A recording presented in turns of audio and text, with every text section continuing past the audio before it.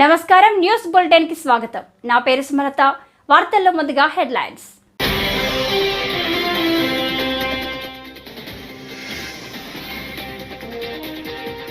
రాజధాని విధ్వంసంతో భవిష్యత్తును నాశనం చేశాడు. జగన్ పై చంద్రబాబు తీవ్ర విమర్శలు.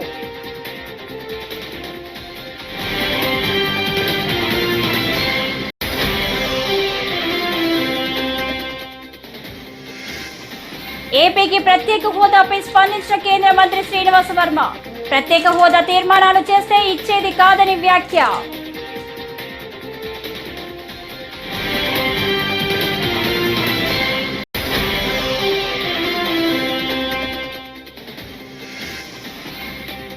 వైసీపీ అధినేత జగన్ ను క్యాంప్ ఆఫీస్ లో కలిసిన పార్టీ కీలక నేతలు.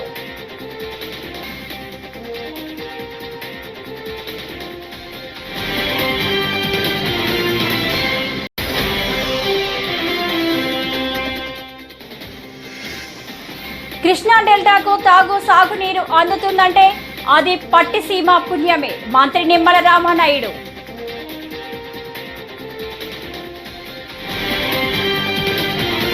ఇక డీటెయిల్స్ చూస్తే, రాజధాని అమరావతిపై ఆంధ్రప్రదేశ్ ముఖ్యమంత్రి చంద్రబాబు నాయుడు బుధవారం శ్వేతపత్రం విడుదల చేశారు.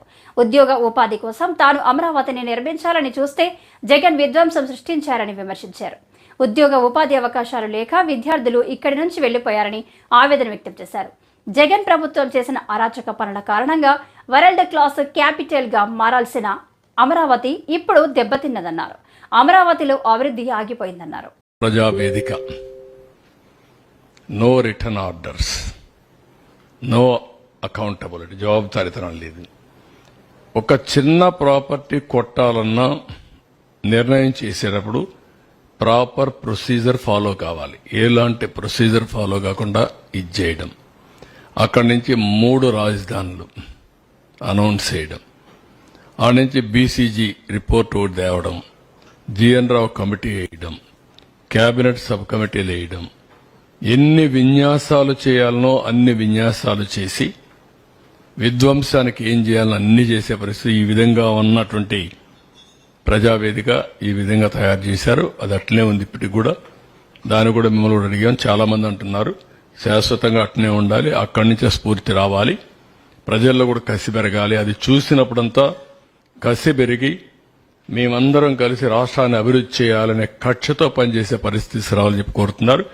అది కూడా ఒకసారి ఆలోచించి సబబుగా అనిపిస్తుంది. మనం దాన్ని అట్లే పెట్టాల్సిన అవసరం ఉంది.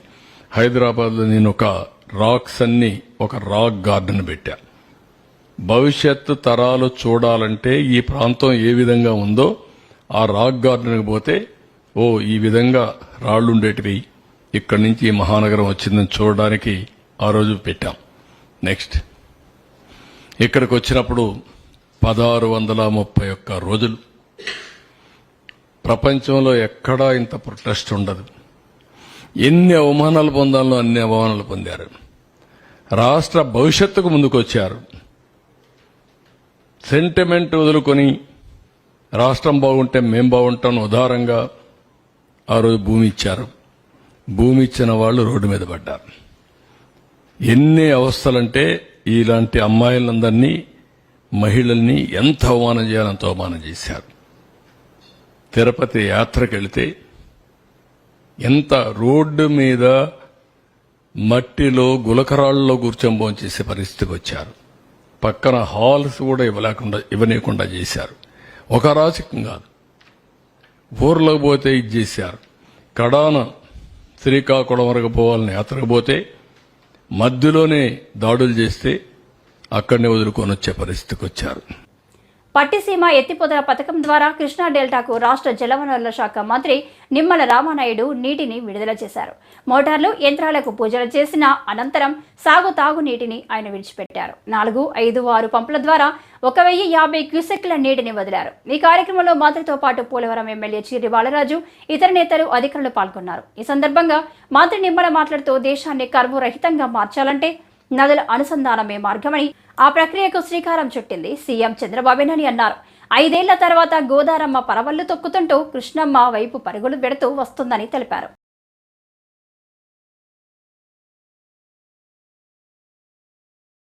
దుర్భిక్షమైనటువంటి పరిస్థితుల నుంచి దేశాన్ని కాపాడుకోవాలని అంటే నదుల అనుసంధానం ఒక్కటే మార్గం, గార్లెండింగ్ ఆఫ్ రివర్స్ ఒకటే మార్గం అని ఆ రోజు మన తెలుగు బిడ్డ కేఎల్ రావు గారు ఆ రోజు చెప్పినటువంటి మాట ఏదైతే ఉందో దాన్ని ఆంధ్రప్రదేశ్ రాష్ట్రంలో ఆ నదుల అనుసంధానానికి శ్రీకారం చుట్టాలనేటువంటి వ్యక్తి నాయకుడు నారా చంద్రబాబు నాయుడు గారు. ఆ రోజు 2014లో ఆయన అధికారంలోకి వచ్చిన తర్వాత ఆ నదుల అనుసంధానం ఏదైతే ఉందో అది పోలవరం ప్రాజెక్టుతోటే సాధ్యమవుతుంది. ఆ పోలవరం ప్రాజెక్టుని పూర్తి చేసుకోవడం ద్వారా ప్రతి సంవత్సరం కూడా వృధాగా 3000 టీఎంసీల నీరు ఏదైతే గోదావరి నీరు సముద్రంలో కలిసిపోతూ ఉందో ఆ పోలవరం ప్రాజెక్టు ద్వారా ఆ వరద నీటిని ఒడిసిపట్టి ఆ వరద గోదావరి నీరుని ఏదైతే డెల్టా స్థిరీకరణతో పాటుగా ఏదైతే శ్రీశైలం నుంచి బ్యాక్కి అటు రాయలసీమకి అందించడం, ఉత్తరాంధ్ర వరకు కూడా ఈ యొక్క గోదావరి జలాలను తీసుకెళ్లి ఆంధ్రప్రదేశ్ రాష్ట్రాన్ని ఒక కరువు రహిత రాష్ట్రంగా మార్చగలిగేటువంటి ప్రాజెక్టుగా పోలవరం ప్రాజెక్టుని ఆ రోజు చంద్రబాబు నాయుడు గారు 2014లో ఎన్నో ప్రతిబంధకాలు ఉన్నప్పటికీ కూడా, ఎందుకంటే ఆ రోజు మీ అందరికీ తెలుసు ఏదైతే గోదావరి సంబంధించిన పోలవరంకి ముంపు మండలాలు ఏవైతే ఉన్నాయో ఆ 7 ముంపు మండలాలు కూడా తెలంగాణలో ఉంటాయి. మరి ఆ రోజు నరేంద్ర మోడీ గారితో మరి ఆ రోజు మాట్లాడి రేపు గవర్నమెంట్స్ స్టేట్ గవర్నమెంట్లు ఫామ్ అయిన తర్వాత ఆ ముంపు మండలాల్ని మనం బదిలీ చేసుకోవడానికి అవకాశం ఉండదు అని ఆ రోజు ఒక ఆర్డినెన్స్ని తీసుకొచ్చి మరి ఆ రోజు 7 ముంపు మండలాల్ని ఆంధ్రప్రదేశ్ రాష్ట్రానికి బదిలీ చేయడం ద్వారా మాత్రమే ఈరోజు ఈ పోలవరం ప్రాజెక్టు నిర్మాణం అవుతుంది అని అంటే అది చంద్రబాబు నాయుడు గారు ముందు చూపుకి నిదర్శనం. అయితే ఏదైతే ఆ పోలవరం ప్రాజెక్టు నిర్మాణం మరి ఒక 3 సంవత్సరాలు 4 సంవత్సరాలు 5 సంవత్సరాల్లో అవే కాలపరిధి అవుతుంది కాబట్టి ఈ లోపుగా మరి ఏదైతే ఆ వరద నీటిని వృధాగా పోనివ్వకుండా కొంతమేరైనా ఏదైతే ఎత్తిపోతల ద్వారా ఆ రోజు పట్టిసీమకి ఆయన రూపకల్పన చేసి మరి ప్రతి సంవత్సరం కూడా 80 టీఎంసీల నీరుని ఈ పట్టిసీమ ద్వారా కృష్ణా డెల్టాకు పంపించడం ద్వారా అక్కడ త్రాగునీరు సాగునీరు అవసరాలు తీర్చాలనేటువంటి విషయంతో ఆ రోజు 14లో 19 మధ్య మరి ఏదైతే ఈ యొక్క పట్టిసీమను ఆయన ప్రారంభించడం, జగన్మోహన్ రెడ్డి గారు ఆ రోజు ప్రతిపక్షంలో ఉండి ఇది పట్టిసీమ కాదు ఒట్టిసీమ అని ఆ రోజు మరి హేళన చేసినటువంటి పరిస్థితి ఆ రోజు అసెంబ్లీలో నేను కూడా ఎమ్మెల్యేగా నేను ఆ రోజు కూడా చూడడం జరిగింది. కానీ ఆ పట్టిసీమే ఈరోజు ఒక బంగారు సీమగా ఈరోజు మారినటువంటి. ప్రత్యేక హోదా రాష్ట్ర ప్రభుత్వాలు తీర్మానాలు చేసినంత మాత్రాన ఇచ్చేది కాదని, అలా అయితే దేశంలోని అన్ని రాష్ట్రాలు కూడా చేస్తాయని కేంద్ర మంత్రి భూపతిరాజు శ్రీనివాస్ వర్మ అన్నారు. కేంద్ర ఉక్కు భారీ పరిశ్రమల శాఖ కార్యాలయంలో అమ్మ పేరుతో ఆయన మొక్క నాటారు. అనంతరం మాట్లాడుతూ ఏపీకి ప్రత్యేక హోదా అంశంపై తాను ఇప్పుడే ఏమీ చెప్పలేదన్నారు.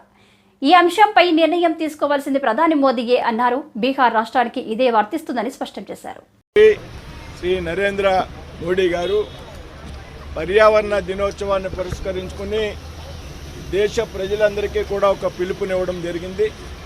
ఏదైతే పర్యావరణం కాపాడుకునేటువంటి ప్రయత్నంలో ప్రతి ఒక్కరూ కూడా అమ్మ పేరుతో ఒక చెట్టు నాటి దాని సంరక్షణ విషయంలో బాధ్యత తీసుకోవాలనేటువంటి పిలుపుని ఆయన ఇవ్వడం జరిగింది. సో అందులో భాగంగా ఈరోజు స్టీలుకి సంబంధించి భారీ పరిశ్రమలకు సంబంధించి కార్యాలయ ఆవరణ ఏదైతే ఉందో ఉద్యోగ భవన్లో ఉన్నతాధికారులతో కలిసి ఒక చెట్టుని నాటడం జరిగింది. పర్యావరణ విషయంలో గొప్ప మార్పులు తీసుకొచ్చేటువంటి ప్రయత్నం ఇది.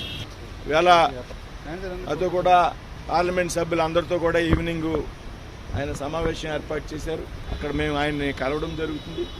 ఏదైతే ఇప్పటికే ఆంధ్రప్రదేశ్ సంబంధించి అనేక విషయాల్లో మేము కొన్ని విషయాల్ని పరిశీలించడం జరిగింది. ముఖ్యమంత్రి గారితో కూడా సమావేశం అయ్యాక ఈ ఆంధ్రప్రదేశ్ రాష్ట్ర అభివృద్ధికి కేంద్రం నుండి ఏ విధమైనటువంటి సహకారం కావాలనేటువంటి విషయాల మీద లోతుగా ఆలోచన చేసి తప్పనిసరిగా ఆ దిశగా కేంద్రం ముందుకు వెళ్తుందనేటువంటి విషయాన్ని చెప్తుంది. ఇప్పుడు విభజన చట్టం అనేది మేము ఆవేళ ఏదైతే ఫైనాన్స్ కమిషన్ ఉన్నటువంటి అభ్యంతరాల దృష్ట్యా ఏదైతే ప్రత్యేక హోదాలో ఉన్నటువంటి విషయాలన్నింటినీ కూడా ప్రత్యేక ప్యాకేజీ ద్వారా ఇవ్వడానికి ఆవేళ కేంద్ర ప్రభుత్వం సిద్ధపడింది. ఈపాటికే ఏదైతే హోదాలో ఉన్నటువంటి అనేక అంశాలని ఈపాటికే ఫుల్ఫిల్ చేయడం జరిగింది ఆంధ్రప్రదేశ్ రాష్ట్రానికి సంబంధించి కేంద్రం. ఇంకేమైనా ఉంటే కూడా ఇవాళ కేంద్రంలో రాష్ట్రంలో ఒకే కూటమికి సంబంధించినటువంటి ఎన్డీఏ ప్రభుత్వాలు అధికారంలోకి వచ్చాయి కాబట్టి ఖచ్చితంగా ఆంధ్రప్రదేశ్ విషయంలో రాష్ట్ర అభివృద్ధి విషయంలో విడిపోయినటువంటి ఆంధ్రప్రదేశ్కు ఉన్నటువంటి కష్టాలు తెలుసుకుని వాటిని ముందుకు తీసుకెళ్లేటువంటి ప్రయత్నం కేంద్ర ప్రభుత్వం చేస్తుంది. ఇదే తీర్మానాలు చేస్తే ఇచ్చేటువంటి సబ్జెక్ట్ కాదండి. ఈ లెక్కన దేశంలో ఉన్నటువంటి అన్ని రాష్ట్రాల్లో కూడా తీర్మానం చేస్తే ఆంధ్రప్రదేశ్లో లా అండ్ ఆర్డర్ ఉంటుందండి. ఇప్పుడు ప్రభుత్వం మారి 12వ తారీఖున ప్రభుత్వం అధికారంలోకి వచ్చింది, వేటకి 20 రోజులు అయింది. లా అండ్ ఆర్డర్ పాత లా అండ్ ఒక సిస్టానికి ఆంధ్రప్రదేశ్లో అలవాటు పడిపోయారు. ఏదైతే గత 5 సంవత్సరాల్లో ఉన్నటువంటి లా అండ్ ఆర్డర్ ప్రాబ్లం అయితే ఉందో అదే లా అండ్ ఆర్డర్ ప్రాబ్లం ఇంకా కంటిన్యూ అవుతుందో 15-20 ఒక నెల రోజుల సమయంలో ఆంధ్రప్రదేశ్లో మనం ఏం మాట్లాడుకున్నా గత 5 సంవత్సరాల్లో ఆంధ్రప్రదేశ్లో ఒక కొత్త సంస్కృతి అలవాటైంది. గతంలో ఎప్పుడూ లేనంతగా ఎన్నికల వరకే కానీ రాజకీయ వైఎస్ఆర్సీపీ అధ్యక్షులు వైఎస్ జగన్మోహన్ రెడ్డితో పార్టీ నేతలు సమావేశమయ్యారు. బుధవారం తాడేపల్లి క్యాంపు కార్యాలయంలో వైఎస్ జగన్తో పలువురు పార్టీ నేతలు భేటీ అయ్యారు. వైఎస్ జగన్ను కలిసిన వారిలో ఎమ్మెల్సీ ఇస్సాక్, మాజీ ఎమ్మెల్యే కలివేటి సంజీవయ్య, పార్టీ రాష్ట్ర కార్యదర్శి బుడ్డా శేషారెడ్డి, ముఖ్య నాయకులు, ఇటీవల ఎన్నికల్లో పోటీ చేసిన అభ్యర్థులు ఉన్నారు. ఎన్నికల ఫలితాలు, భవిష్యత్తు కార్యాచరణతో పాటు పలు అంశాలపై చర్చించారు.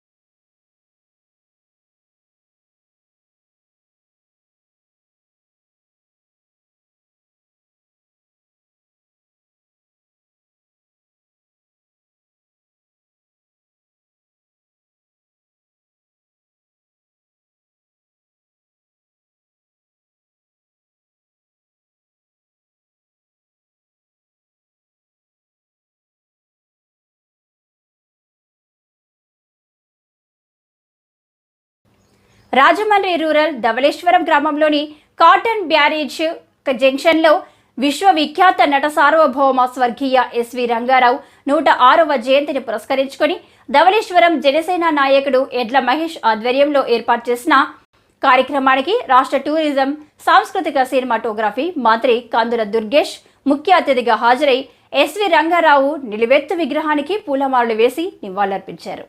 ఆయన మాట్లాడుతూ తెలుగువారి గుండెల్లో ఎప్పటికీ ఎస్వి రంగారావు సజీవంగా ఉంటారని కొనియాడారు. ఈ కార్యక్రమంలో ధవళేశ్వరం పట్టణ జనసేన, టీడీపీ, బీజేపీ కార్యకర్తలు, అలాగే స్వర్గీయ ఎస్వి రంగారావు అభిమానులు పాల్గొన్నారు.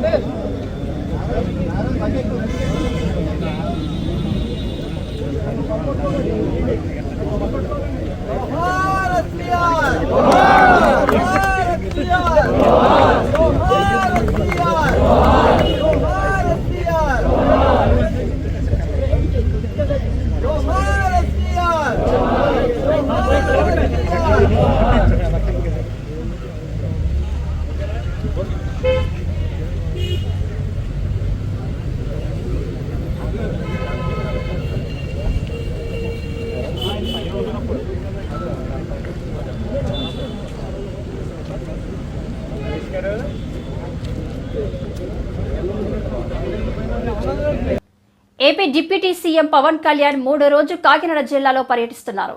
ఈ సందర్భంగా జనసేనానికి స్థానిక నేతలు, జనసేన కార్యకర్తలు ఘన స్వాగతం పలికారు. ఇక ఈ పర్యటనలో భాగంగా ఆయన సూరప్ప తాగునీటి చెరువు, వాకతిప్ప ఫిషింగ్ హార్బర్తో పాటు ఉప్పాడలో కోతకు గురైన తీర ప్రాంతాన్ని పరిశీలించారు. తుఫాన్ పరిస్థితులపై ఫోటో గ్యాలరీని కూడా పరిశీలించారు. ఈ సందర్భంగా తీర ప్రాంతం కోతకు గురి కాకుండా తీసుకోవాల్సిన చర్యలపై పవన్ అధికారులతో చర్చించినట్లు సమాచారం. సాయంత్రం పిఠాపురంలో వారాహి సభలో పవన్ పాల్గొననున్నారు.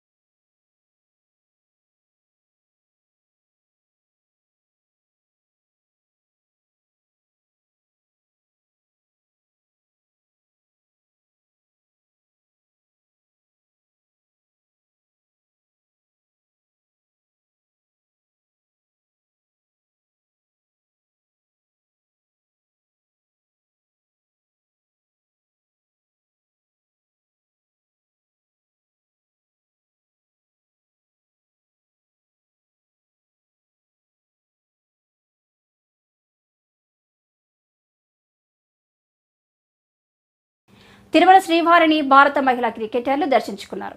బుధవారం వీఐపీ ప్రారంభ విరామ దర్శన సమయంలో హర్మన్ ప్రీత్ కౌర్, షఫాలి వర్మ, రేణుకా ఠాకూర్, దీప్తి శర్మ తదితరులు స్వామివారి సేవలో పాల్గొన్నారు. వారికి ఆలయ అధికారులు స్వాగతం పలికి దర్శన ఏర్పాట్లు చేశారు. మహిళా క్రికెటర్లను చూసిన భక్తులు వారితో ఫోటోలు దిగేందుకు ఎగబడ్డారు.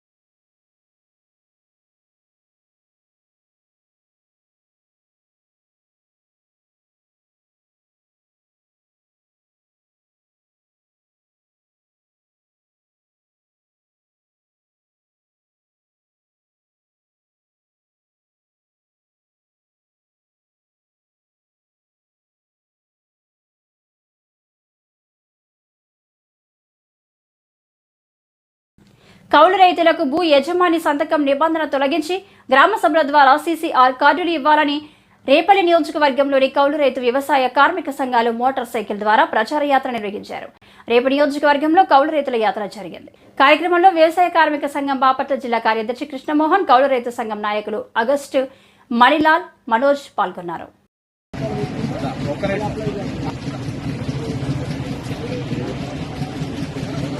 ఈరోజు కౌలు రైతు సంఘం, వ్యవసాయ కార్మిక సంఘం, రైతు సంఘాల ఆధ్వర్యంలో బాపట్ల జిల్లా వ్యాప్తంగా అనేక గ్రామాల్లో కౌలు రైతుల సమస్యల మీద కౌలు రైతుల సమస్యలు పరిష్కారం చేయాలని కోరుతూ యాత్ర చేస్తా ఉన్నాం. యాత్రలో ముఖ్యంగా ఏంటంటే రాష్ట్రంలో భూమి లేని పేదలు ఎక్కువ మంది కౌలు రైతులుగా ఉన్నారు. కౌలు అనేక సంవత్సరాల నుంచి కౌలు చేస్తున్నా కానీ అనేక నష్టాలు వస్తున్నా కానీ ఈరోజు అందరూ కూడా ఎక్కువగా వ్యవసాయం పనిచేయడంలో కౌలు రైతులు చాలా ముఖ్య పాత్ర వహిస్తున్నారు. కానీ కౌలు చేస్తున్నా కానీ ఎక్కువ మందికి రైతులు సంతకం పెట్టలేదనే ఉద్దేశంతో కౌలు కార్డు రావట్లేదు. కౌలు కార్డు లేకపోయే వరకే రైతు భరోసా రావట్లేదు. రైతు కౌలు కార్డు లేని నేపథ్యంలో ఎక్కడక్కడ బ్యాంకు లోన్ రావట్లేదు. అలాగే ఏదైనా నష్టపరిహారం జరిగినా కానీ, తుఫాను ఇటువంటి జరిగినా కానీ నష్టపరిహారం లేని పరిస్థితి ఉంది. ఈ నేపథ్యంలో మేము వ్యవసాయ కార్మిక సంఘం, కౌలు రైతు సంఘంగా మేము ఈ రాష్ట్ర ప్రభుత్వం డిమాండ్ చేస్తున్నామంటే, గత ప్రభుత్వం భూ యాజమాన్య సంతకం ఉంటేనే కౌలు కార్డు అనే నిబంధన పెట్టింది. మీరు చిత్తశుద్దితో ఎన్నికల్లో చాలా మెజార్టీతో గెలిచారు. కౌలు రైతుల పట్ల, పేదల పట్ల చిత్తశుద్ది ఉంటే ఏదైతే గత ప్రభుత్వం నిబంధన పెట్టిందో రైతు ఆమోదం అనేది ఆ నిబంధన తీసేసి ఈ రాష్ట్రంలో సాగు చేస్తున్న ప్రతి ఒక్క కౌలు రైతులకు కూడా రైతుతో సంబంధం లేకుండా వ్యవసాయం చేస్తున్నారనే నేపంతో ఖచ్చితంగా కౌలు కార్డు ఇవ్వమన్నాం. అలాగే కౌలు కార్డు వచ్చిన తర్వాత ప్రతి ఒక్కరు కూడా సేల్ ఆఫ్ ఫైనాన్స్ ప్రకారం కూడా బ్యాంకు లోన్ ఇవ్వాలని మేము కోరుతున్నాం. ఈ రాష్ట్ర ప్రభుత్వాన్ని మేము ఈ జిల్లా వ్యాప్తంగా అన్ని గ్రామాల్లో కౌలు రైతుల్ని అవేర్నెస్ తీసుకొచ్చే దానిలో భాగంగా ఈరోజు ఈ రేపల్లి నియోజకవర్గంలో అనేక గ్రామాల్లో పర్యటిస్తున్నాం. ఈ రాష్ట్ర ప్రభుత్వం ఇప్పటికైనా కానీ గత ప్రభుత్వం చేసిన తప్పుని పునఃసమీక్షించి ఖచ్చితంగా కౌలు రైతులందరికీ న్యాయం చేయాలని కూడా కోరుతున్నాం. అందులో భాగంగానే రెవెన్యూ శాఖ మంత్రి గారు ఈ రేపల్లి నియోజకవర్గానికి ప్రాధాన్యత ఇస్తున్నారు. ఈ డెల్టా ప్రాంతంలో రాష్ట్రంలో ఈ ప్రాంతంలోనే ఎక్కువ మంది కౌలు రైతులు ఉన్నారు కాబట్టి ఖచ్చితంగా మన రాష్ట్ర ముఖ్యమంత్రి గారు దృష్టి తీసుకెళ్లి ఖచ్చితంగా న్యాయం చేయాలని మేము ఈ సందర్భంగా కోరుతా ఉన్నాం. ఈ వార్తలు ఇంతటితో సమాప్తం. నమస్కారం.